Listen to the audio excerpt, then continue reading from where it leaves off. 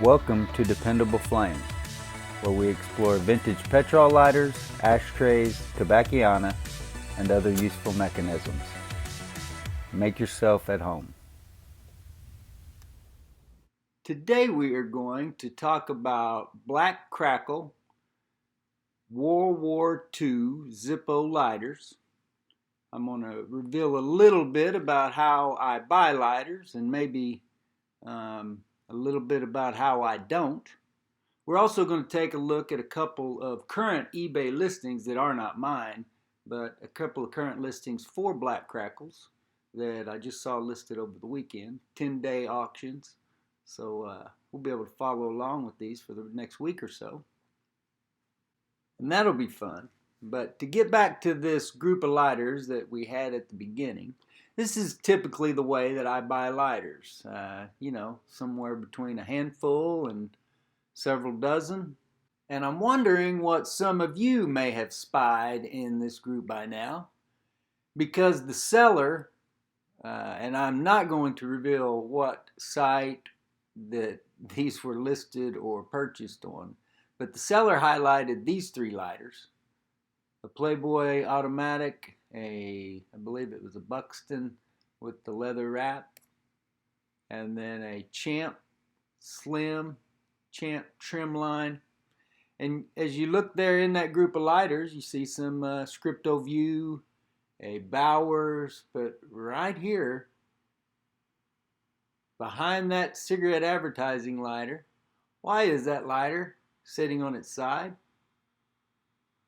Does that seem curious to anybody else? You're going to see some pictures here of the other two Black Crackles that I've owned in the listings that I purchased them in, which is in stark contrast to the listings that I found over the weekend. Remember, I got into this cigarette lighter business as a means to survive, so I've never even owned a Black Crackle that I considered keeping for myself. They were always getting sold because I needed the money. And this one is a very nice, you can see that Black Crackle is pretty much, I don't know that if in these pictures anyway, if you can see any spots where the paint has failed. The crummy looking insert that's in all of them, 14 hole chimney, the 3-barrel hinge that it does look like some of the paint has come off that hinge. Box that has been taped up. And then that picture, I don't even know why that picture is in that listing, because that is actually a lighter that he has in another listing. Let's scroll down here and take a look at the description and see what he has to say about the condition of the lighter. It says, talk about history. We got here a World War II era Zippo vintage lighter. The markings are there, check out, with obvious markings being the barrels on the lid as well as the metal. Blah, blah. Need a little restoration with flint and spring. Absolutely worth it for an era piece. Box taped up. Some of the words this seller used makes me think that maybe they're not all that familiar with vintage cigarette lighters. With that name, Antiques in the name, they do have a lot of lighters currently in their store, but with that name of Antiques, maybe they're just sort of selling whatever it is that they happen to run across this week or next. The second listing by the same seller, the Black Crackle paint is much smoother looking. It still has really good coverage. I would say probably most of it appears to be on the lighter. He didn't do as good a job of taking pictures. He at least pulled the insert out on this one, so you can see how dirty that was, but he doesn't take a picture of the hinge. So I don't know for sure if this is a 3-barrel or 4-barrel. As I said, the paint is worn much slicker than in the other listing that we just looked at. I would think that the other lighter would be much more desirable, although this box does have, looks like the Black Crackle. I don't know if that makes a difference. I don't know if either one of those boxes apply and are appropriate time period boxes for those black crackles, or if they should both have the black crackle on them, where this one has the initials. But it looks like you could buy from this seller in confidence. They got 100% positive feedback. Ratings are good.